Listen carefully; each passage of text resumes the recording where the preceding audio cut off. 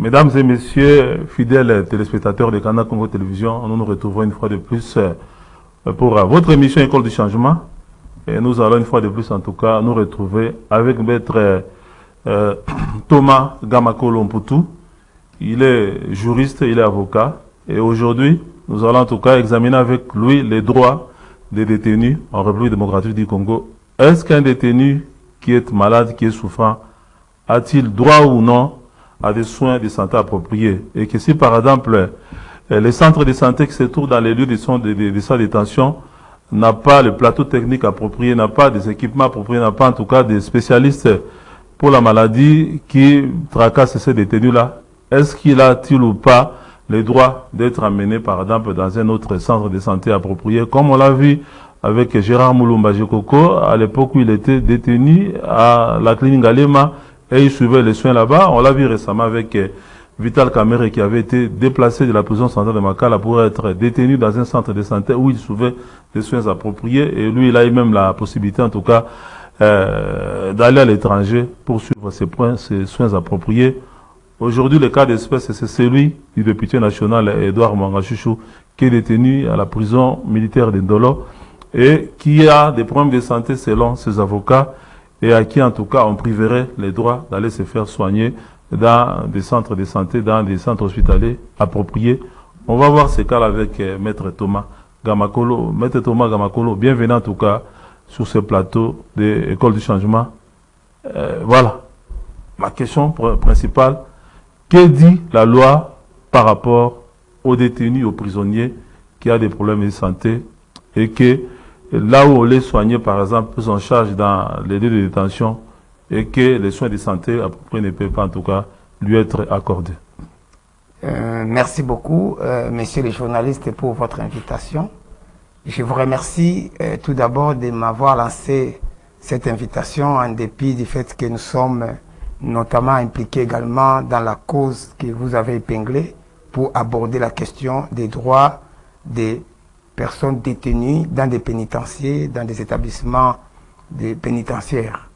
Et donc, je vous remercie tout d'abord pour la confiance et pour la confiance que vous me réitérez en m'invitant une énième fois à votre chaîne, Canal Congo Télévision, dont je salue les initiateurs pour le travail d'investigation que vous êtes en train de faire.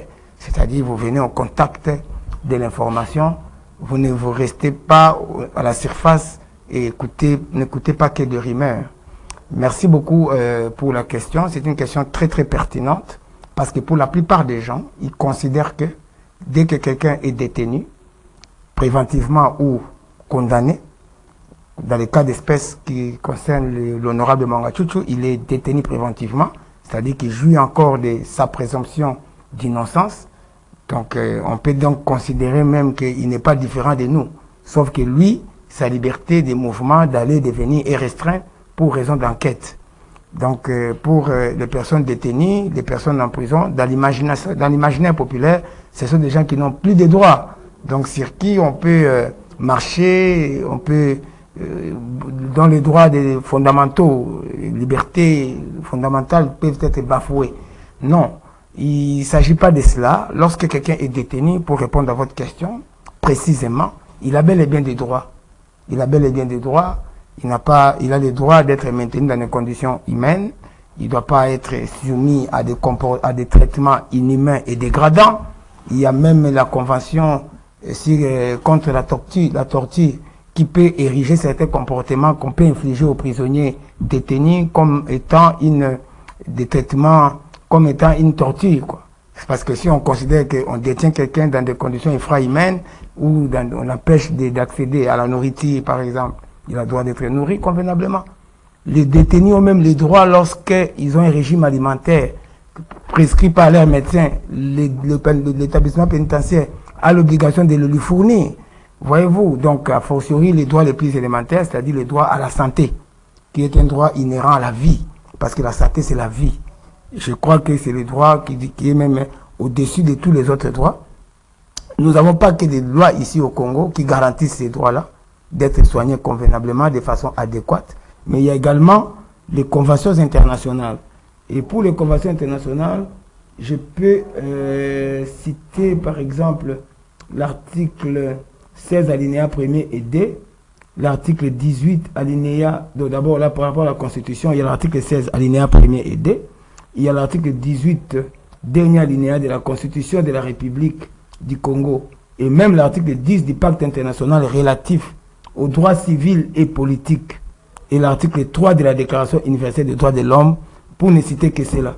Mais si je prends l'article 10, par exemple, du pacte international relatif aux droits civils, qu'est-ce qui est dit là? Toute personne privée de sa liberté est traitée avec humanité. Toute personne, ici c'est clair, privée de sa liberté. Ici on ne parle même pas de détenus préventifs. Toute personne privée de sa liberté est traitée avec humanité et avec le respect de la dignité inhérente à la personne humaine. Et quand vous lisez l'article 16 de ces mêmes instruments, il est dit clairement là, à l'alinéa 1 et 2, que la personne humaine est sacrée. L'État a l'obligation de la respecter et de la protéger. Toute personne a droit à la vie, à l'intégrité physique, ainsi qu'au libre développement de sa personnalité dans le respect de l'ordre public. Voyez-vous, quand je prends rien que ces articles, vous comprenez dès lors que lorsque quelqu'un est détenu, comme à l'espèce l'honorable Mongatutu qui est détenu, il a droit à la dignité, à la santé, à la vie. Sa vie reste sacrée. Parce qu'en principe, on ne juge pas des morts. Si jamais, comme il a de lourds antécédents médicaux, dans le sens que sanitaire, dans le sens qu'il a subi quelque temps avant son arrestation, il a subi une opération à cœur ouvert. Et cette opération à cœur ouvert exige de lui qu'il puisse suivre régulièrement un certain traitement pour la rééducation cardiaque, surtout que dans le cœur, il y a des éléments qui sont étrangers. C'est-à-dire, il y a eu comme une certaine cardioplastie qu'on a opérée sur son corps parce qu'il y a des artères qui sont en partie en plastique. Vous comprenez que ça exige de lui régulièrement et de façon permanente un contrôle de la part de son médecin traitant. Vous comprenez? Et lorsqu'il est détenu préventivement et que son droit, son innocence n'est pas, donc disons que sa culpabilité n'est pas encore établie à suffisance des faits et des droits, et donc il jouit encore de sa présomption d'innocence, dans ces conditions ici, je pense que l'État a l'obligation également de la protéger en tant que personne humaine dont la vie est sacrée. Mais le problème qui se pose, c'est que dans l'opinion, quand vous lisez par exemple dans les réseaux sociaux, des gens qui réagissent à propos du député national Edouard Mongachouchou, il y en a qui estiment qu'il fait de la comédie, qu'il fait du cinéma pour qu'il soit libéré provisoirement et pour qu'il puisse en tout cas échapper à la justice. Est-ce que vous avez ce sentiment-là, vous qui le côtoyez, vous qui êtes membre du collectif de ces avocats, est-ce que vous avez le sentiment qu'il est en train de faire du cinéma ou qu'il est réellement malade? Non, non, pas du tout. On n'a pas du tout ce sentiment. C'est une mauvaise appréhension des faits. Et je crains même que cette façon de penser puisse gangréner jusqu'aux institutions judiciaires, dans la mesure où il y a comme une tendance à penser qu'il essaye de se défiler de la justice. Je rappellerai à l'opinion tant nationale qu'internationale que nous sommes à plus de 20 audiences. Et dans les plus de 20 audiences, il a dû manquer à 2 ou 3 audiences sur recommandation de son médecin, qui a estimé, du médecin du dispensaire de la prison, qui a estimé qu'il n'était pas en état de subir un interrogatoire serré, où on est en train à tout prix de vouloir trouver quelque chose qu'il aurait commis en connivence avec je ne sais pas moi quel organisme ou quelle rébellion. Voyez-vous, dans laquelle il n'a jamais d'ailleurs été. Voyez-vous, le médecin lui-même a déjà eu à demander à la Cour de pouvoir ajourner les audiences pour lui permettre de récupérer et de subir. Je rappelle ici que nous avons 2 audiences par semaine. Même pour nous qui sommes bien portants, c'est éprouvant. C'est très fatigant parce que c'est tous les 3 jours qu'on a audience. Et lui, il est dans la position d'un accusé. Il doit avoir toutes ses facultés. On juge un être humain. On ne juge pas un robot. On doit s'assurer qu'en le jugeant, il a toutes ses facultés mentales et physiques intactes. Et qu'il est en bon état de santé mentale et physique. Et ça, c'est une obligation de la Cour elle-même qui la reçoit là, qui voit dans quel état il était venu. Quand nous avions commencé les audiences, il marchait lui-même. Aujourd'hui, il est sur des béquilles parce qu'il a raté une opération d'arthroplastie au niveau de l'hanche gauche. On devait tout remplacer. Voyez-vous, et c'était le 27 mars que cette opération aurait dû avoir lieu. Malheureusement, il a été arrêté le 1er mars. Et les rendez-vous existent et tous ces éléments sont dans les dossiers. Il n'y a pas du tout du théâtre. Et je peux rappeler encore ici qu'il ne s'est jamais défilé. Nous avons, avec lui, comparé et répondu. Ceux qui ont suivi les audiences où il a eu un peu de force, ils ont vu sa pugnacité et sa sagacité. Il s'est défendu. Mais lorsque maintenant il dit qu'il ne se sent pas bien, c'est là maintenant que les bas blessent. Il y a cette volonté absolument de vouloir procéder, avancer envers et contre sa santé. Et là, en tant qu'avocat, nous avons prêté serment de faire notre ministère avec humanité. On ne pouvait plus accompagner la Cour. Pourtant, Maître Thomas Gamakolo, la justice n'a pas vocation à écraser les citoyens, mais c'est à rechercher la vérité, à condamner ceux qui sont coupables et à relâcher ceux qui ne le sont pas. Est-ce que vous avez le sentiment vraiment que ceux qui sont derrière ces dossiers-là, ceux qui jugent votre client, en fait, pratiquement, ils veulent l'écraser plutôt que de faire éclater la vérité. Vous avez ce sentiment-là? Non, je ne sens pas dans les chefs de la cour, de la haute cour militaire, cette volonté de pouvoir écraser notre client. Parce que je vous rappelle ici que nous avions fait plus de 20 audiences. Et dans les 20 audiences, il y a eu des audiences où la cour a ajourné. C'est demande du médecin probablement qui a dit que le client, notre client, l'honorable Mwanga Tchoutou, n'était pas en mesure de subir l'interrogatoire ou de supporter la pression que génère un procès pénal dans l'état actuel de sa santé physique. Voyez-vous, et la Cour, peut-être malgré elle, mais en tout cas, respectueux de son droit le plus fondamental dans ces cas-là, ou 2 cas au moins, à respecter la volonté de la Cour. Mais le problème s'est posé seulement par rapport à la dernière audience. Le vendredi parce passé. Que le vendredi passé, lorsque notre client, mis à l'épreuve des questions où il devait interpréter des tableaux qu'on devait projeter et qu'on a estimé qu'il avait des vertiges, qu'il ne voyait pas bien, qu'il avait des palpitations, à raison de son antécédent cardiaque, qu'il avait des maux de tête, qu'il vomissait, qu'il ne savait même pas manger, qu'il était faible et qu'il a souhaité à ce moment-là qu'on puisse ajourner. Et nous avons donc sollicité à cette occasion-là une remise à 2 semaines. Cela n'était pas du goût de la Cour qui tenait absolument à procéder dans la mesure où on ne peut pas lui croire sur parole. Nous avions souhaité que oui, même si on ne peut pas lui croire sur parole, parce que la Cour a estimé qu'elle était incompétente sur les questions de la santé et que ce transfèrement vers un hôpital où il pouvait suivre des soins adéquats ne dépendait pas d'elle, mais ça dépendait plutôt de l'autorité pénitentiaire et de ceux qui les suivaient, c'est-à-dire l'autorité, le ministère public, donc l'auditeur. Voyez-vous, ce qui n'est pas faux. C'est pourquoi nous avions sollicité à la Cour de nous laisser ces temps-là pour pouvoir le faire, parce que de toute évidence, il n'est pas à mesure de suivre, c'est-à-dire de solliciter auprès de l'autorité compétente. Mais quand la Cour a refusé et qu'elle a tenté de procéder, c'est à ce moment-là que vous avez vu que nous avons eu un couac. Est-ce en ce moment-là, c'était pour nous? Nous devons quand même estimer que la Cour avait fait preuve de manque d'humanité, c'est pas assez fort quand même. Hein. Bon, l'humanité, c'est quoi? C'est-à-dire que nous jugeons inhumains et que nous sommes tous susceptibles d'être malades. Il y a eu des commentaires du genre dans la Cour que bon, parmi nous, il y a aussi quelqu'un qui a la même tension artérielle que vous, 18 et quelques. Vous voyez? Donc un peu comme ce qu'ils n'ont pas accepté, c'était de banaliser quelque chose de sacré pour nous, parce que la santé, la vie, elle est sacrée. Nous avions senti cela, ressenti très mal cela, que la Cour veille, continue à poser des questions. On comprend bien qu'ils ne soient pas compétents, qu'ils remettent pour que nous fassions le nécessaire. Mais on ne comprend pas que la Cour passe outre ces revendications, les réclamations que notre client dit donner à la Cour respectueusement pour dire voilà comment je me sens présentement. Je ne vois pas bien, je n'entends pas bien. Voilà, je suis hyper tendu en ce moment-ci. On m'a pris l'attention, c'est 18. On peut appeler même l'infirmier. Vous allez voir qu'il me prenne ici sur place. Le fait de dire que non, nous, on a aussi quelqu'un ici qui a la même attention à terre, mais il travaille. Vous voyez, c'était un peu comme si la Cour, sans peut-être, il n'agirait pas autrement en tout cas, s'il entendait manquer d'humanité.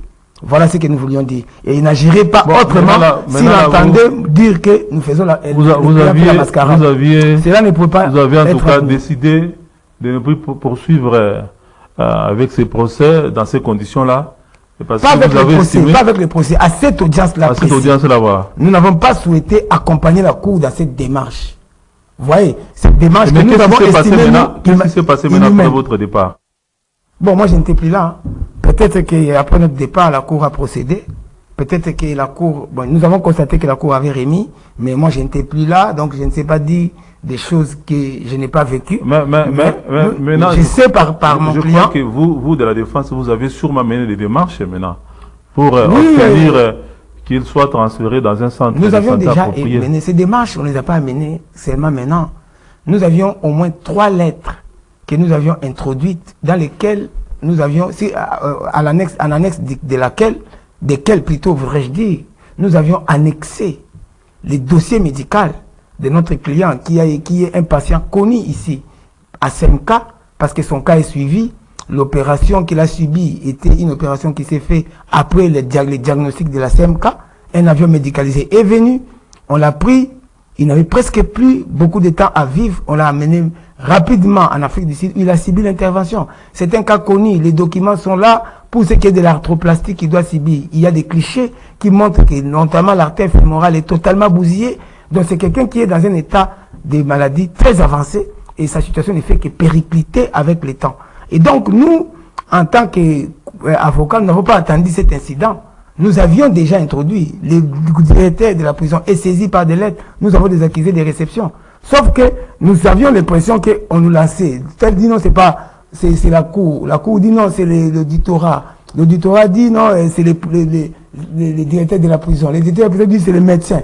Donc, dans ce genre de jeux-là de yo-yo, nous oublions une chose qu'il y a des faits. Quand la personne est devant la cour, pour nous, le fait qu'il soit devant la cour, dans cet état, ayant réclamé, nous avions estimé que la cour aurait pu, dans une moindre mesure, s'asseoir à statuer et renvoyer ou solliciter du ministère public parce qu'il travaille sous l'autorité de la cour, parce que nous sommes ici, je rappelle, en flagrance, le ministère public n'est pas totalement libre, la cour peut également lui prescrire des mesures à accomplir, dont notamment peut-être lui demander de faire une réquisition à médecin. Comme ça, on saura une bonne fois pour toutes si le client fait du théâtre ou pas. Mais d'emblée, déjà, je vous dis que ce n'est pas du théâtre parce que la Cour ne me contredira pas, ni l'auditorat, ni moi encore la prison, ni moi encore certaines autorités. Presque tous ont reçu les lettres où nous avions demandé son évacuation dans une institution sanitaire spécialisée, dans une institution hospitalière spécialisée, puisqu'il s'agit d'un problème cardiaque. C'est un problème cardiaque, c'est un problème orthopédique. Donc, ce n'est pas des problèmes qui peuvent être résolus dans un dispensaire qui est là pour des soins de santé primaire.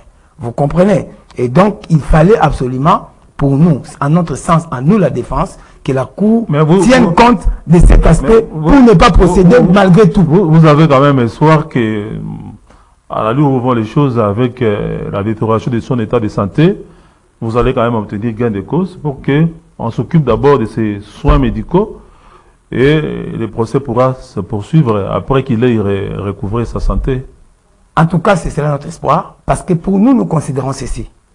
Vite et bien ne font pas bon ménage en justice. On ne peut pas se précipiter, parce que la Cour, nous la considérons comme un arbitre. Jusque-là, on n'a pas eu à réclamer quoi que ce soit en rapport avec la manière dont la Cour mène ses audiences.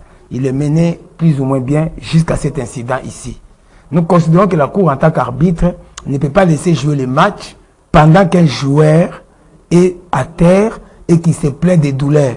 Que ce soit une simulation ou pas, il doit être évacué d'abord du terrain, soigné, et puis après revenir. Donc pendant un temps, le match doit être d'abord arrêté pour procéder à cette évacuation.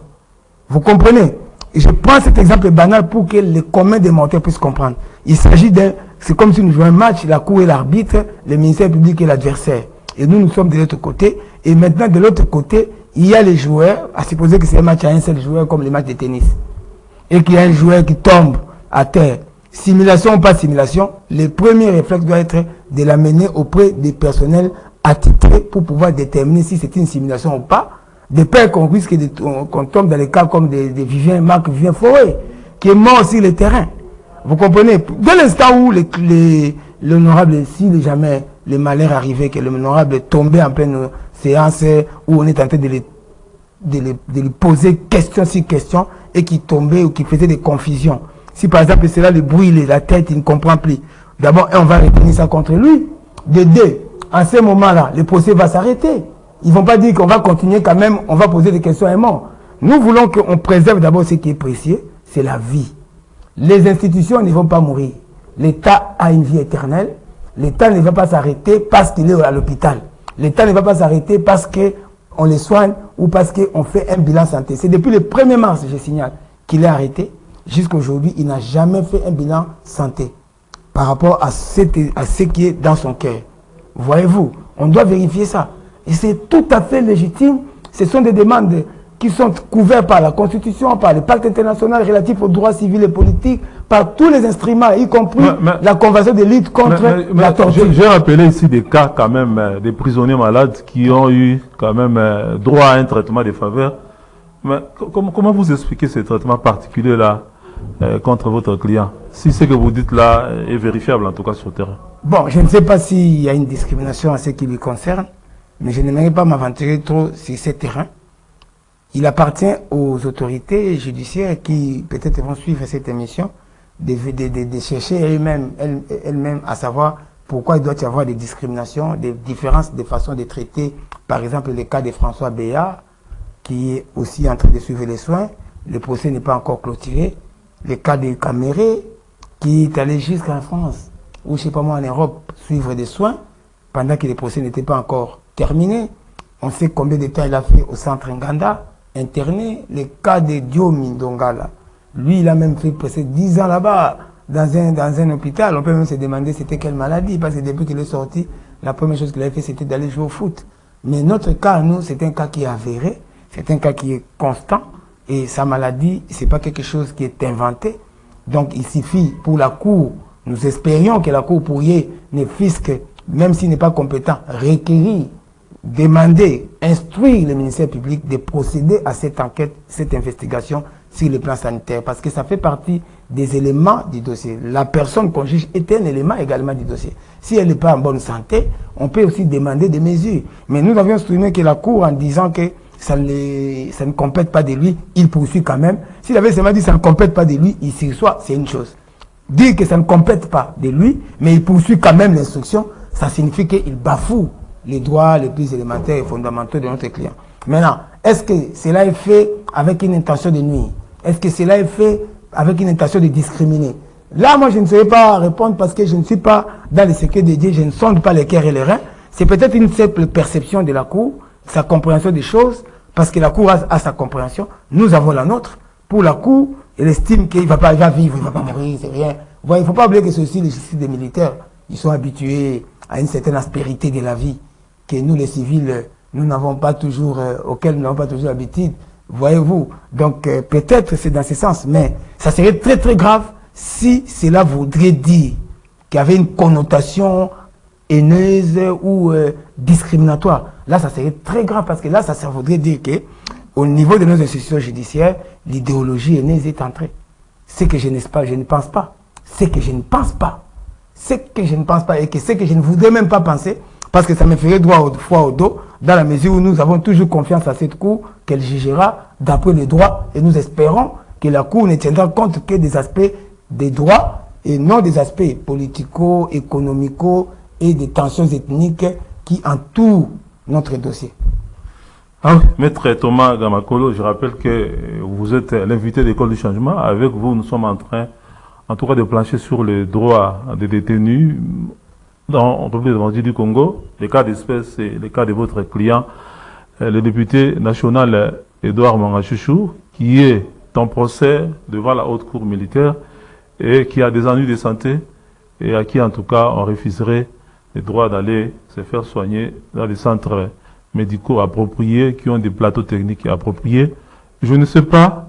Bon, maintenant, là, vous vous dites que vous avez boycotté l'audience de vendredi parce que vous ne voulez pas accompagner en tout cas la Cour pour amener votre client dans un mouroir. Bon, qu'est-ce qui va se passer maintenant? Si par exemple, on n'accédait pas à votre requête, celle de voir votre client être évacué dans un centre de santé comme on l'a fait avec d'autres prisonniers détenus que vous avez cités ici, vous allez faire quoi? Vous allez continuer à boycotter? Et si vous boycottez, il n'y a pas risque, par exemple, qu'on puisse lui adjoindre d'autres avocats pour pouvoir continuer l'affaire? Avant d'en arriver précisément à la réponse à cette question, je n'aimerais pas être incomplet et inexhaustif par rapport à ce dont vous venez de parler, les droits qu'il a d'être évacué dans un centre hospitalier où il peut recevoir des soins appropriés. Parce qu'il était quand même important que je cite l'article 60 de l'ordonnance numéro 344 du 17 septembre, voudrais-je dire, 1965, relatif au régime pénitentiaire. Il est prescrit ceci. Si les médecins estiment qu'en raison de la gravité ou de la nature de la maladie, il est impossible de soigner les détenus dans la prison, le camp de détention ou la maison d'arrêt, celui-ci est conduit à la formation médicale ou hospitalière la plus proche. À la formation médicale hospitalière, le détenu est placé dans une chambre séparée. Sa garde est assurée par la police locale. Si le malade ainsi transféré est imprévenu, le gardien est détenu et est tenu d'aviser, les gardiens, c'est-à-dire les responsables de la prison, est tenu d'aviser du transfert sur le champ l'autorité judiciaire, donc l'auditeur qui surveille les prisons également, ainsi que l'inspecteur territorialement compétent chargé de la direction de la section d'inspection des établissements pénitentiaires. Donc ce cas d'espèce est prévu par... C'est prévu par la loi, et c'est à ça que notre client n'a pas encore eu droit. Et pourtant, c'est quelque chose qui est prescrit à titre comme une obligation. Est tenu. Vous voyez le terme de la loi quand on dit est tenu. Quand on dit par exemple, si on voit qu'à la hospitalière, on dit les détenus, hein, vous voyez, il faut bien voir les termes. Hein. Les gardiens est tenu. Tenu. Bon, ouais, donc quand vous êtes maintenant pour revenir à la question, ceci ne lui a pas été reconnu. Vous me demandez, est-ce que si on continue à ne pas tenir compte de cet aspect des choses, comment votre question est, est-ce que dans ces conditions-là, nous allons continuer à boycotter? Ma réponse est non. Nous n'allons pas continuer à boycotter l'audience. Nous espérons qu'on ne va pas en arriver jusqu'au point des ruptures, de confiance totale entre nous et la haute cour qui estime que ce n'est pas dans ses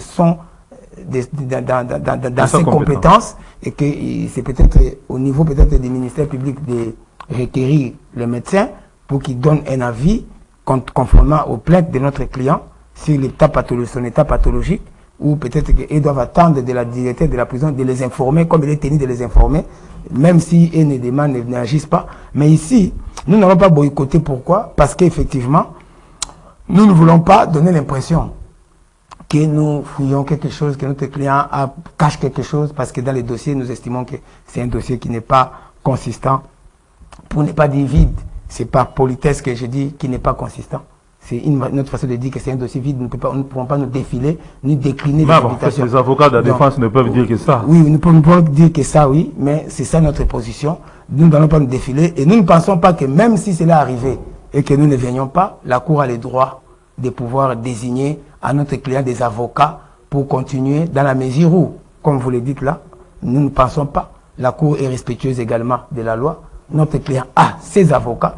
Il n'est pas, on commet d'office, il y a des conditions, il faut que la personne soit indigente ou qu'il ne soit pas en mesure de payer des avocats. Vous voyez, mais quand quelqu'un a ses avocats et que ces avocats ont introduit une demande, ce que nous avons fait, c'est un incident d'audience qui doit être vidé par la Cour, par une décision ou un arrêt.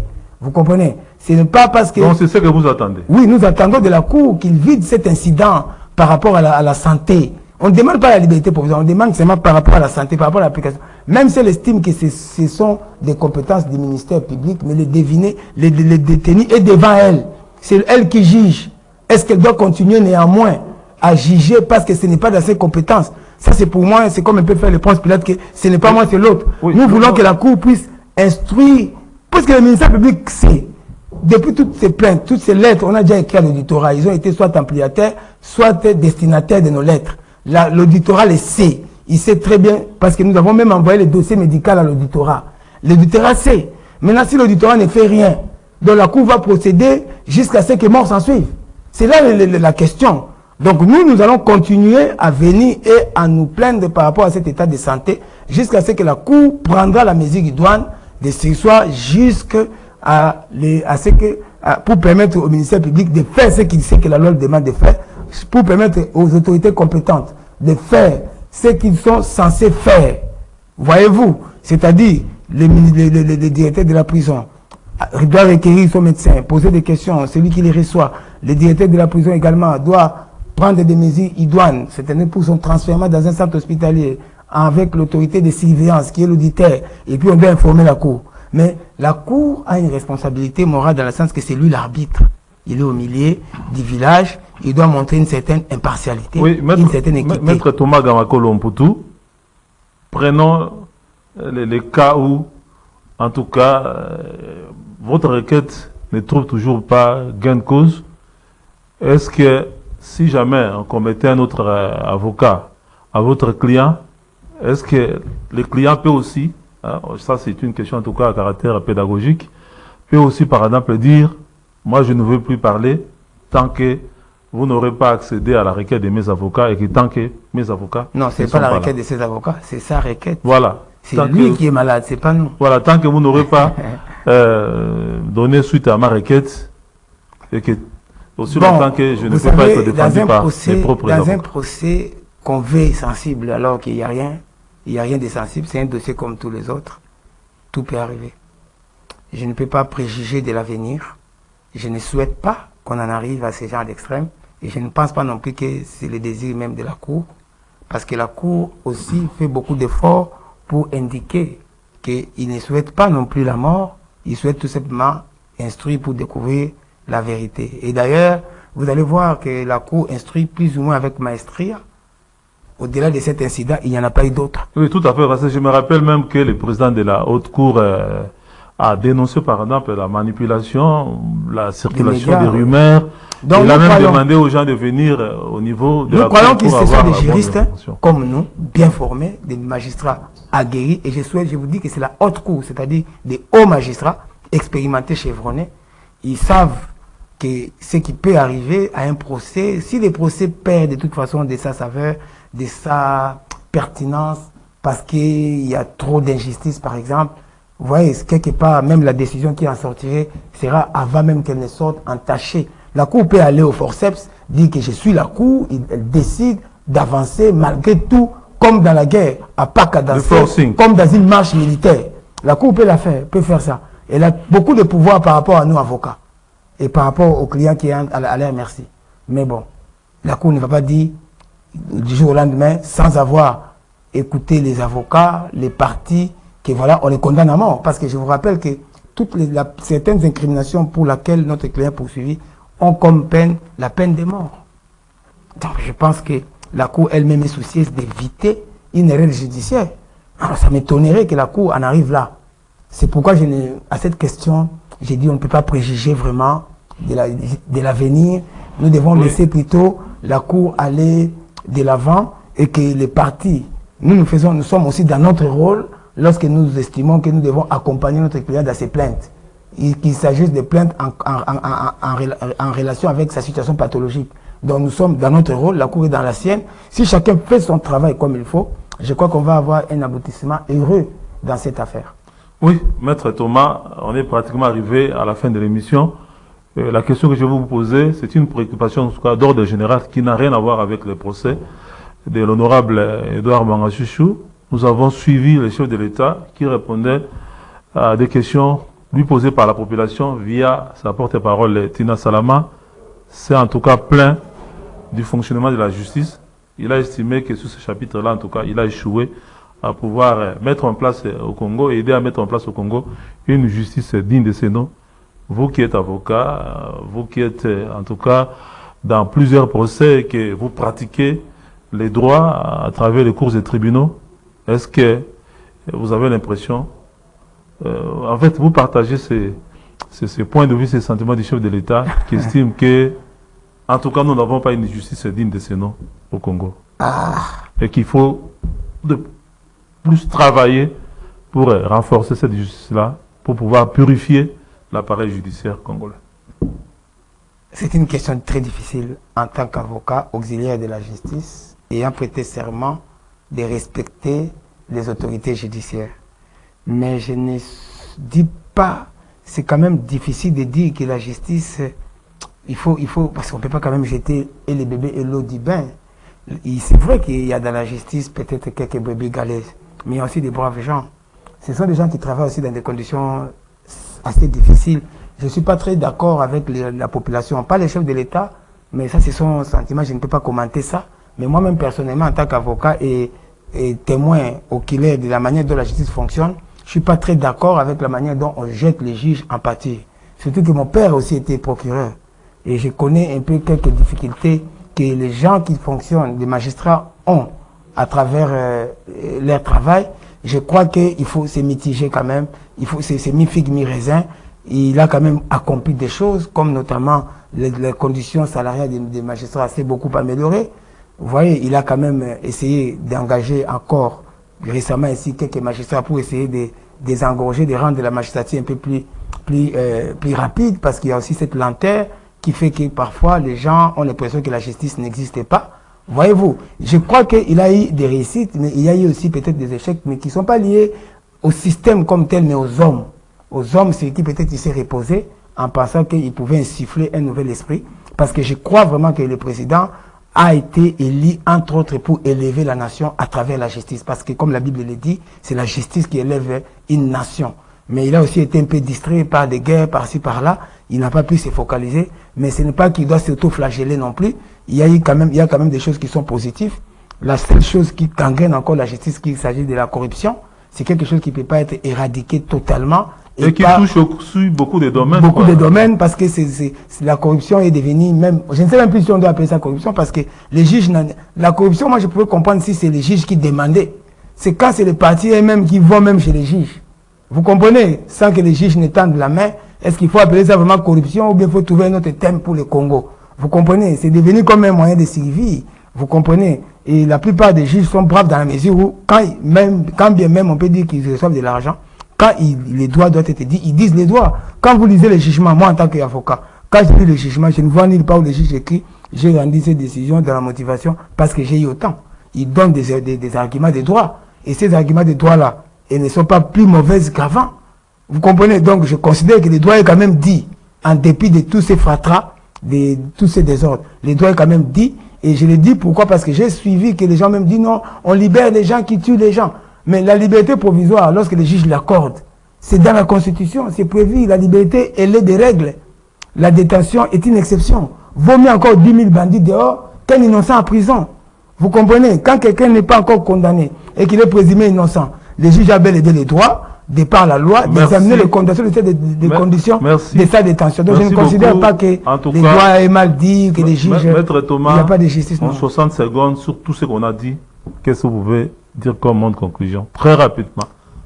Bon, notre conclusion est simple.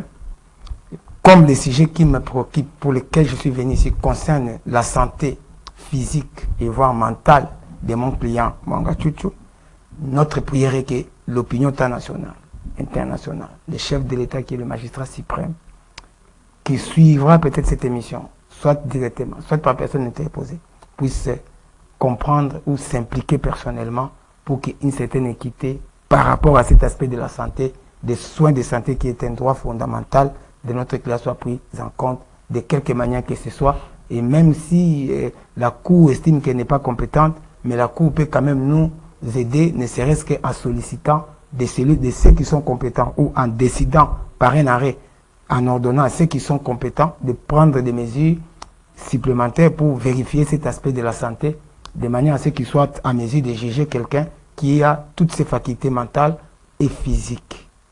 C'est très important. Merci beaucoup, Maître Thomas Gamakolo Mputu, fils d'un ancien magistrat et lui-même auxiliaire de la justice, avocat. Merci d'être passé pour avoir éclairé les auditeurs des canaux Congo Télévision et les amis de l'École du Changement. Prochainement, sûrement, on va trouver une autre occasion pour pouvoir plancher sur d'autres thématiques. Merci à tous ceux qui nous ont suivis. Merci à l'équipe technique. Je salue Bruno Zinga, je salue Doudou Montiri, le grand programmeur des canaux Congo Télévision. Je salue aussi Olivier Longwango, qui a tenu en tout cas les deux caméras. Moron Djambé et tous ceux qui nous ont suivis. Merci. À la prochaine. Restez branchés en tout cas sur le programme des canaux Congo Télévision, votre chaîne. Bye.